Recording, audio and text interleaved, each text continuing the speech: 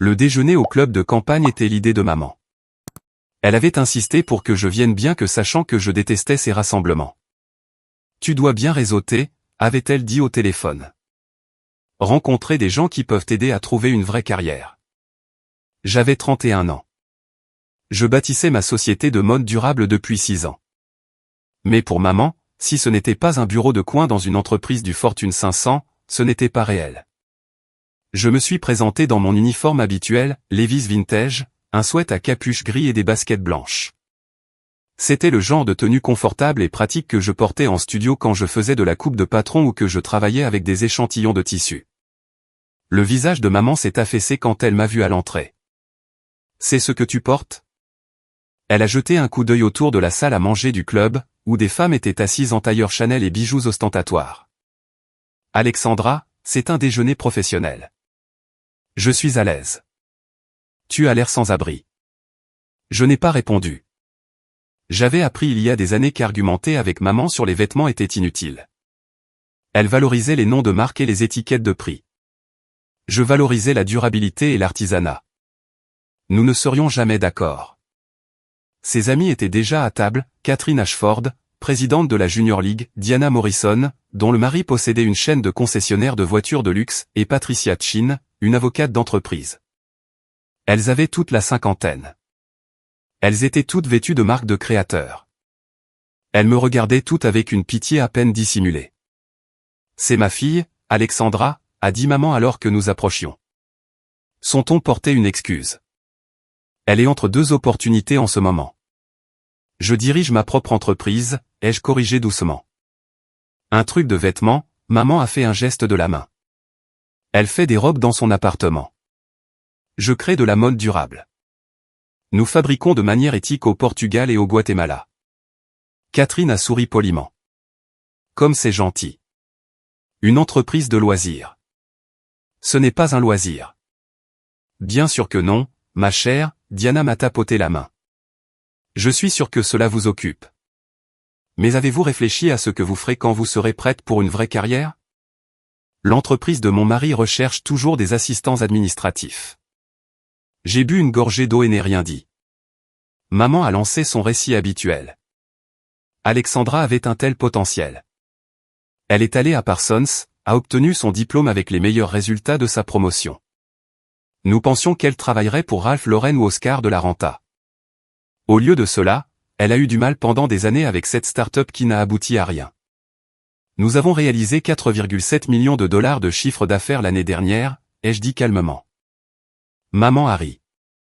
Alexandra, n'exagère pas. Tu travailles depuis ton appartement.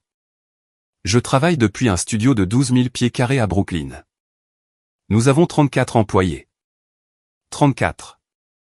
Patricia a haussé un sourcil. C'est impressionnant pour une petite opération. Ce n'est pas durable, maman a interjecté. Elle brûle ses économies. Je n'arrête pas de lui dire de postuler dans de vraies maisons de couture. Elle pourrait être assistante acheteuse quelque part, peut-être gravir les échelons. J'avais déjà entendu ce discours, à Thanksgiving, à Noël, au mariage de ma cousine l'été dernier. Le récit ne changeait jamais. J'étais en difficulté, sans direction, gaspillant mon potentiel dans un rêve illusoire. La vérité était plus complexe. Il y a 6 ans, j'avais quitté mon poste de designer assistante dans une grande maison de couture après avoir été témoin du gaspillage de l'industrie, la surproduction, le déversement de textiles, l'exploitation des travailleurs dans les pays en développement. Cela m'avait rendu physiquement malade.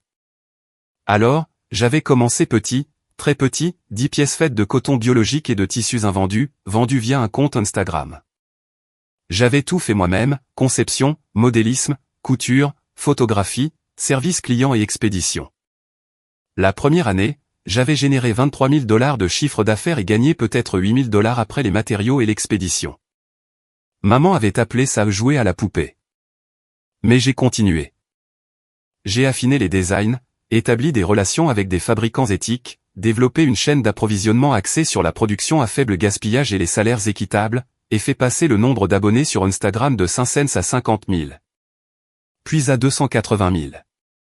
Deuxième année, 180 000 $ de chiffre d'affaires. Maman a dit que je dépassais à peine le seuil de rentabilité. Troisième année, 890 000 $. Maman a dit que c'était une croissance insoutenable. Quatrième année, 2,1 millions de $.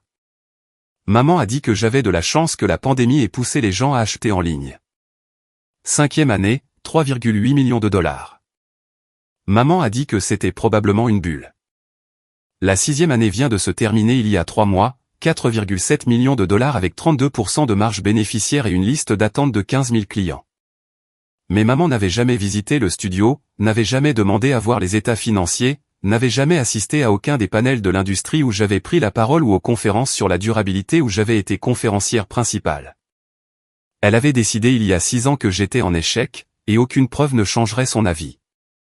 Le problème, disait Catherine, est que les jeunes d'aujourd'hui ne comprennent pas la valeur de la stabilité. Ils veulent être entrepreneurs sans passer d'abord des années dans des entreprises établies. Alexandra n'a jamais appris la patience, a convenu maman. Elle voulait le succès immédiatement. J'avais travaillé 16 heures par jour pendant 6 ans, mais je n'ai pas mentionné cela. Diana s'est penchée en avant, conspiratrice. Ma fille a traversé une phase similaire. Elle voulait être photographe. Nous l'avons finalement convaincue d'aller à la faculté de droit. Elle est beaucoup plus heureuse maintenant avec une carrière stable. C'est ce que je dis sans cesse à Alexandra, a dit maman. Trouve un emploi stable, économise de l'argent. Peut-être que dans 10 ans, quand tu seras financièrement sécurisé, tu pourras explorer cette histoire de vêtements comme un projet secondaire. Je suis financièrement sécurisé. Maman a ri de nouveau, ce sont un temps et dédaigneux. Chérie, tu travailles depuis ton appartement. Je travaille depuis un studio de 12 000 pieds carrés que je possède. J'ai acheté le bâtiment l'année dernière. Silence. Tu as acheté un bâtiment? Les sourcils de Patricia se sont levés. À Brooklyn? C'est une ancienne usine textile. Nous utilisons le rez-de-chaussée et le premier étage pour la production et le design. Je rénove les étages supérieurs en showroom et espace événementiel. Le sourire de maman s'est durci. Alexandra, ce fantasme devient inquiétant. Tu ne peux pas juste prétendre posséder des bâtiments. Je ne prétends pas. Je le possède. Un prix d'achat de 2,3 millions de $, 40% d'acompte, un prêt hypothécaire pour le reste. Où aurais-tu pu? Maman s'est arrêtée. Tu sais quoi? C'est exactement de cela dont je parle. Ce mensonge compulsif sur le succès. Ce n'est pas sain. J'ai posé mon verre d'eau avec précaution. Je ne mens pas. Alors montrez-nous des preuves, le ton de Diana était gentil mais sceptique. Sûrement si vous aviez réellement acheté un bâtiment, vous auriez des documents. J'aurais pu sortir mon téléphone et leur montrer l'acte de propriété, les relevés hypothécaires, les photos du studio. Mais j'avais appris quelque chose au fil des ans, les gens qui avaient décidé que vous échouiez ne voulaient pas voir de preuves de succès. Ils voulaient avoir raison plus qu'ils ne voulaient la vérité. Croyez ce que vous voulez, ai-je dit doucement. Vous voyez? Maman s'est tournée vers ses amis. Elle ne peut pas le prouver parce que ce n'est pas réel. Je m'inquiète pour elle depuis des années, ce détachement de la réalité. Madame Ashford? Une jeune femme s'est approchée de la table, probablement au début de la vingtaine, vêtue d'un style décontracté chic. Je suis vraiment désolé de vous interrompre, mais je devais vous dire que le travail de votre fille est incroyable. Je suis sa marque depuis 3 ans. Je porte l'une de ses pièces en ce moment. Elle a désigné son blazer, un modèle ajusté de notre collection de printemps en laine biologique. Prix de détail, 485 $. Maman a cligné des yeux. Vous connaissez Alexandra?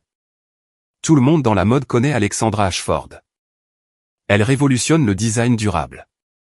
Je suis en programme de master à Parsons, et nous étudions son modèle de chaîne d'approvisionnement dans notre cours d'éthique. C'est gentil, a dit maman faiblement. La jeune femme s'est tournée vers moi. Je suis Emma.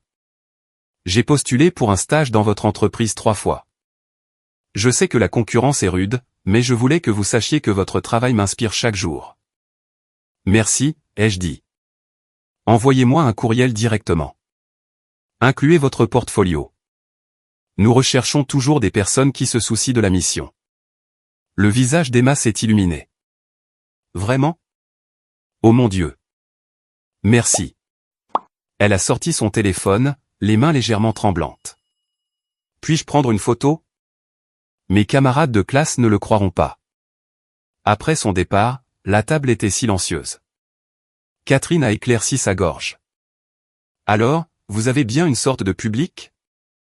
Elle a 280 000 abonnés sur Instagram, a dit Patricia, faisant défiler son téléphone. Et, oh, il y a un article ici de Business of Fashion, Alexandra Ashford, la révolutionnaire silencieuse qui redéfinit le luxe durable. Maman a tendu la main vers le téléphone de Patricia.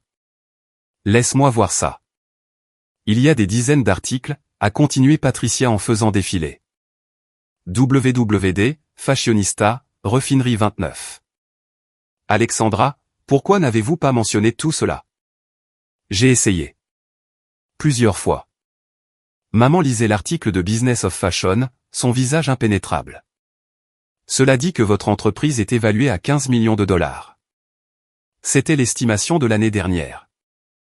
Nous prévoyons 8 millions de dollars de chiffre d'affaires cette année, donc la valorisation est probablement plus élevée maintenant. 8 millions? La voix de Diana s'est élevée. 2 dollars? Chiffre d'affaires, pas bénéfice. Nous réaliserons environ 2,5 millions de dollars après les dépenses et les salaires. La table est redevenue silencieuse. Maman a posé le téléphone. Alexandra, si c'est vrai, pourquoi t'habilles-tu comme ça? Elle a désigné mon sweat à capuche. Parce que je préfère le confort aux apparences, et parce que je passe mes journées dans un studio à travailler avec des tissus et des motifs. Les costumes de créateurs ne sont pas pratiques pour cela. Mais vous pourriez vous permettre des costumes de créateurs. Je pourrais. Je choisis de ne pas le faire. Mes vêtements sont fabriqués de manière éthique, durable, et ils reflètent mes valeurs. C'est plus important pour moi que les noms de marque. Catherine regardait toujours son propre téléphone. Il y a quelque chose ici sur Vogue. Elle s'est arrêtée, les yeux écarquillés. Oh mon Dieu! Quoi? Maman s'est penchée. Le nouveau numéro de Vogue, la couverture des femmes les plus puissantes de la mode. Il y a un aperçu sur leur site web. Catherine a retourné son téléphone, et là, j'étais, en couverture de Vogue. Photographe professionnel, stylisme professionnel, tout professionnel. L'image me montrait dans mon studio entouré de rouleaux de tissu et de mannequins, portant l'un de mes propres designs, un blazer structuré en coton biologique sur un pantalon large. Mes cheveux étaient tirés en arrière, avec un maquillage minimal, regardant directement l'appareil photo avec confiance. Le titre, La Nouvelle Garde, les femmes qui reconstruisent la mode de fond en comble. Et en petits caractères, Alexandra Ashford et la révolution du luxe durable. Le visage de maman était devenu complètement blanc. C'est toi, a chuchoté Diana. En couverture de Vogue. L'une des 6 couvertures, ai-je dit doucement. Ils ont photographié 6 femmes différentes pour le numéro. La mienne est la couverture axée sur la durabilité. Tu es en couverture de Vogue, a répété Catherine, comme si le fait de le dire encore le rendrait compréhensible. La vraie couverture. Le numéro sort la semaine prochaine. L'équipe éditoriale m'a contacté il y a 4 mois. Ils travaillent sur l'article depuis janvier. Patricia lisait depuis son téléphone. L'article est déjà en ligne. Il dit que vous êtes l'une des designers les plus influentes de moins de 40 ans. Il appelle votre modèle commercial l'avenir de la mode éthique. Maman n'avait pas bougé. Elle regardait le téléphone de Catherine, mon image en couverture de Vogue, comme si elle pouvait disparaître. Pourquoi ne m'as-tu pas dit? A-t-elle demandé finalement. Je l'ai fait. Il y a 4 mois, quand Vogue m'a contacté pour la première fois. Tu as dit que j'étais victime d'une arnaque et que Vogue ne présenterait jamais une entreprise de loisirs. Je ne me souviens pas de ça. Tu as aussi dit que la séance photo était probablement pour une petite publication en ligne qui prétendait être Vogue. Silence. Maman, j'essaie de te parler du succès de l'entreprise depuis 6 ans. Chaque fois, tu l'as rejeté. Tu l'as appelé un passe-temps, une phase, un rêve illusoire. Tu as dit à tes amis que j'étais au chômage. Tu m'as proposé de me trouver des entretiens pour des postes d'assistante administrative. Tu n'as jamais demandé à voir les états financiers, à visiter le studio ou à assister à aucun des événements de l'industrie où j'ai pris la parole. Mais tu ne m'as jamais montré de preuves. Tu n'as jamais voulu voir de preuves. Tu as décidé que j'étais en échec, et rien de ce que je disais n'avait d'importance parce que tu avais déjà pris ta décision. Catherine a posé son téléphone avec précaution. Je crois que je dois m'excuser. Nous tous. Vous avez fait des suppositions basées sur le récit de maman, ai-je dit, ce qui n'était pas basé sur des faits. C'était basé sur ce qu'elle voulait croire de moi. Les mains de maman tremblaient. J'essayais de te protéger. J'ai vu tant de jeunes gâcher des années sur des startups qui échouent. Je ne voulais pas que tu sois blessé. Alors, au lieu de me soutenir, tu m'as publiquement humilié, tu as dit à tout le monde que j'étais sans direction et au chômage, et tu m'as proposé des postes d'assistante administrative. Je ne savais pas. Parce que tu n'as pas demandé. Parce que tu as vu le sweat à capuche et l'absence de marque de créateur et tu as décidé que cela signifiait que j'étais en difficulté. Tu n'as jamais envisagé que je réussissais peut-être à ma manière, à mes propres conditions. Le téléphone de Diana a vibré. Elle l'a regardé, puis m'a regardé avec une sorte de stupéfaction. Alexandra, je reçois des messages de mes amis. La couverture de Vogue devient virale sur les réseaux sociaux. Tout le monde la partage. Patricia faisait défiler rapidement. L'article est magnifique. Il parle de votre chaîne d'approvisionnement, de votre engagement envers des salaires équitables, de votre approche innovante du luxe durable. Il y a des photos de votre studio, de votre équipe, des installations de fabrication au Portugal.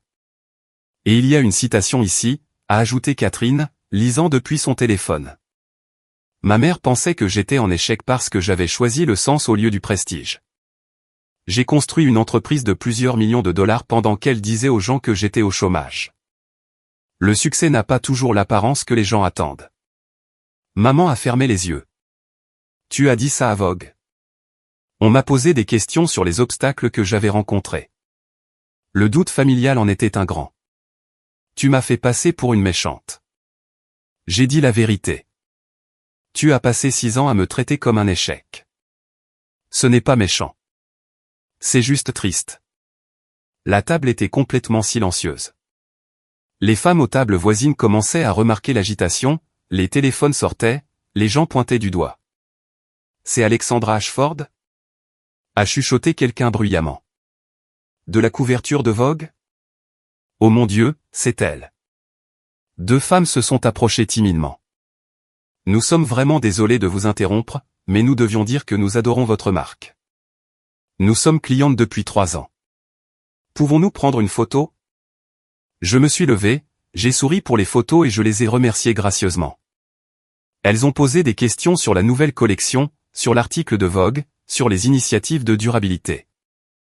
J'ai répondu à leurs questions avec la même patience que j'utilisais avec chaque cliente, chaque interview, chaque interaction. Quand elles sont parties, je me suis rassis. Maman pleurait silencieusement, le mascara coulant. Je suis désolée, a-t-elle chuchoté. Je suis tellement désolée. Je ne savais pas. J'aurais dû écouter. J'aurais dû te croire. Tu aurais dû me respecter suffisamment pour me prendre au sérieux, pour poser des questions au lieu de faire des suppositions, pour me soutenir même quand mon chemin ne ressemblait pas au tien. Tu as raison. Tu as absolument raison. Elle a tendu la main vers la mienne. Je l'ai laissé la prendre mais je n'ai pas serré en retour. Comment puis-je arranger ça ? Je ne sais pas si tu peux. Alexandra, s'il te plaît. Je suis ta mère. Je t'aime. J'ai fait une terrible erreur, mais je t'aime. Tu aimes la version de moi en couverture de Vogue, la version que la validation externe a confirmée comme réussie. Mais tu ne m'aimais pas il y a 6 mois quand je faisais exactement le même travail. Ce n'est pas vrai. N'est-ce pas ? Il y a 6 mois, tu disais aux gens que j'étais au chômage. Aujourd'hui, tu veux arranger les choses parce que Vogue a confirmé que j'étais légitime. Ton amour est conditionnel à l'approbation externe. Catherine et Diana avaient l'air mal à l'aise, souhaitant clairement être ailleurs. Patricia avait la grâce d'avoir l'air honteuse. Je crois que nous devrions y aller, a dit Diana doucement aux autres. Elles se sont levées, ont fait des excuses et se sont retirées rapidement. Maman et moi sommes restés seuls à table. Qu'est-ce que tu veux que je fasse ? A-t-elle demandé finalement. Je veux que tu reconnaisses que tu as eu tort. Non seulement à propos du succès de l'entreprise, mais aussi de la façon dont tu m'as traité, l'humiliation publique, le dédain, le refus d'écouter, tout ça. J'ai eu tort. J'ai complètement eu tort. Et je veux que tu comprennes que ce n'est pas réparable avec des excuses. Tu as passé 6 ans à me faire sentir comme un échec, 6 ans à dire aux gens que j'étais au chômage, 6 ans à rejeter mon travail comme un passe-temps. Ce dommage ne disparaît pas parce que Vogue m'a mise en couverture. Elle pleurait plus fort maintenant. Je ferai n'importe quoi. Dis-moi quoi faire. Commence par lire l'article. Lis-le vraiment. Apprends ce que j'ai construit, comment je l'ai construit et pourquoi cela compte. Non pas parce que Vogue dit que ça compte, mais parce que je suis ta fille et que mon travail mérite ton respect. D'accord. Et arrête de dire aux gens que je suis au chômage ou sans direction ou en difficulté. Arrête de me proposer des postes d'assistante administrative. Arrête d'agir comme si mon succès était temporaire, ou chanceux, ou insoutenable. Je le ferai. Je le promets. Et peut-être considère pourquoi tu avais besoin que Vogue te dise que j'avais réussi avant de me croire, pourquoi ma parole n'a pas suffi, pourquoi 6 ans de preuves n'ont pas compté jusqu'à ce qu'une autorité externe le valide.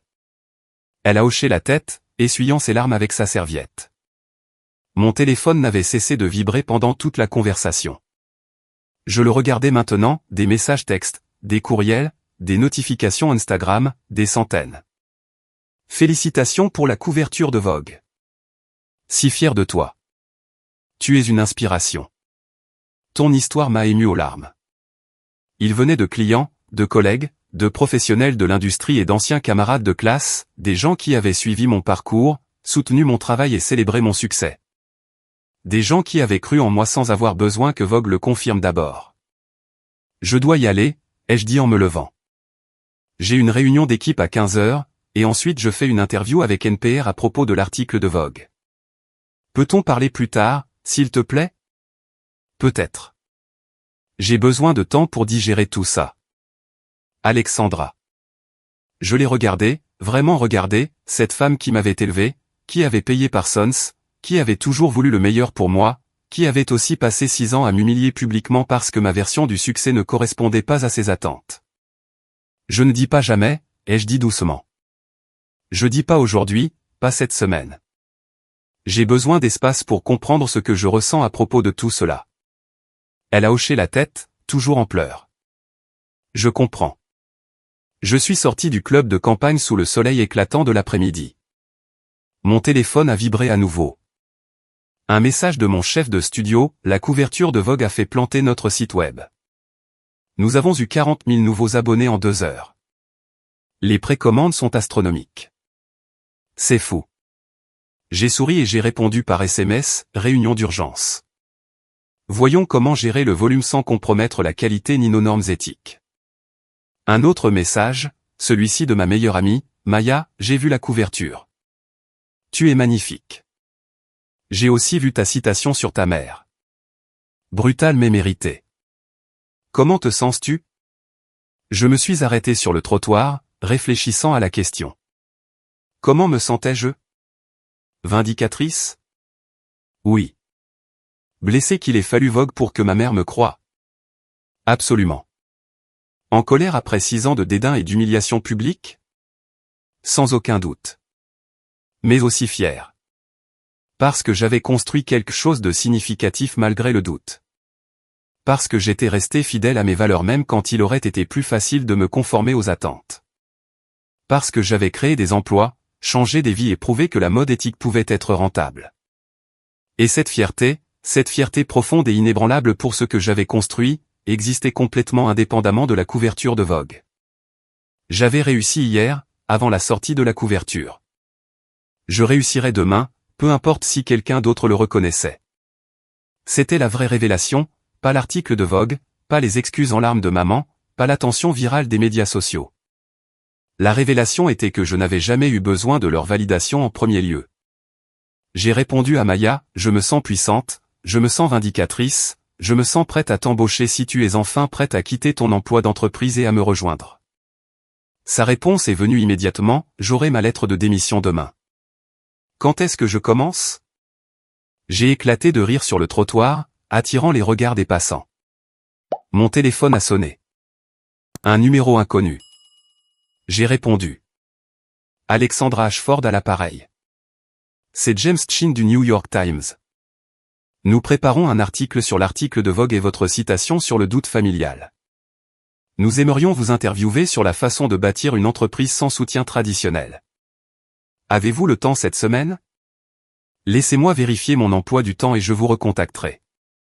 Bien sûr. Pour ce que ça vaut, votre histoire est incroyablement inspirante. La façon dont vous avez construit quelque chose de significatif malgré le scepticisme, c'est le genre de résilience dont les gens ont besoin d'entendre parler. Après qu'il ait raccroché, je suis resté sur le trottoir un instant, observant la ville bouger autour de moi. Il y a 6 ans, j'avais commencé avec 10 robes et un compte Instagram. Aujourd'hui, j'étais en couverture de Vogue. Demain, qui savait? Mais la trajectoire avait toujours été là. Le succès avait toujours été en construction. La seule chose qui avait changé était la conscience des autres à ce sujet. J'avais appris quelque chose d'important au cours de ces 6 années, la validation externe fait du bien, mais elle n'est pas fiable. Aujourd'hui, Vogue m'a mise en couverture. Demain, quelqu'un d'autre sera l'histoire préférée de l'industrie de la mode. C'est ainsi que fonctionnait le cycle de l'actualité. Mais l'entreprise, la vraie entreprise tangible avec des employés, des clients et un impact, cela était permanent. C'est ce que j'avais construit. C'est ce qui comptait. Pas la couverture de Vogue, pas l'approbation de maman, pas l'attention virale des médias sociaux. Le travail, la mission, l'effort quotidien de construire quelque chose de significatif. C'était ça le succès, et je l'avais toujours su, même quand personne d'autre ne le savait. Je marchais vers le métro, mon téléphone toujours plein de notifications. Un autre SMS de Maya, je suis sérieuse pour te rejoindre. Je t'ai vu construire quelque chose d'incroyable pendant que tout le monde doutait. Je veux en faire partie. J'ai souri et tapé, première réunion lundi. Prépare-toi au chaos. Nous allons croître rapidement. J'ai hâte. À l'entrée du métro, je me suis arrêté et j'ai regardé en arrière, vers le country club. Maman était probablement encore assise à cette table, en train de digérer tout cela. Ses amis appelaient probablement toutes leurs connaissances, partageant la nouvelle de la fille qu'elles avaient plaint 1 heure auparavant. J'ai ressenti un moment de sympathie pour elle. Elle avait sincèrement essayé de me protéger de la déception. Elle croyait sincèrement que j'étais en difficulté. Ses intentions, du moins, étaient enracinées dans l'amour, même si son exécution avait été dévastatrice. Mais je savais aussi quelque chose qu'elle commençait seulement à comprendre. La protection bâtie sur le doute n'était pas une protection du tout. C'était du contrôle. C'était la peur déguisée en préoccupation. Un vrai soutien aurait ressemblé à de la curiosité, à poser des questions, à visiter le studio, à me croire quand j'expliquais ce que je construisais. Un vrai soutien n'aurait pas exigé que Vogue confirme que j'étais légitime. Mon téléphone a vibré à nouveau. Cette fois, un message de maman, j'ai lu l'article. Tout, y compris la partie sur moi. Tu avais raison sur tout. Je suis désolé. Je suis tellement désolé. Je t'aime. J'ai fixé le message un long moment. Puis j'ai tapé, je t'aime aussi. Mais l'amour ne suffit pas. J'ai besoin de respect. J'ai besoin que tu crois en moi sans exiger de validation externe. Cela va prendre du temps à reconstruire. Sa réponse fut immédiate, je comprends. Prends tout le temps dont tu as besoin. Je serai là.